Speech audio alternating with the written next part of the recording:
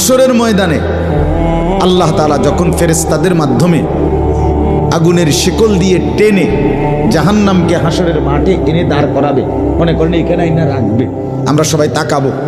এরকম হাসরের মাঠে যখন জাহান্নামকে আনা হবে, এই জাহান্নামের দিকে এক নজর তাকাইয়া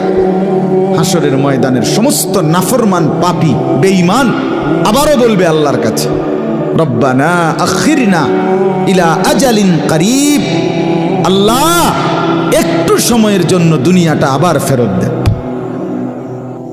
হায়াত আবার ফেরত, সময়গুলো আরেকবার দেন, আরেকটু সময় দেন, নজিব দাওয়াতাক, আপনার সব কথা তখন মেনে নেব, ওয়ানাত্তাবিউর রুসুল, আপনার রসুলদের আনুগত্য করব। আল্লাহ বলবেন না, না বান্দা, এখান থেকে কাউকে আর ফেরত দেওয়া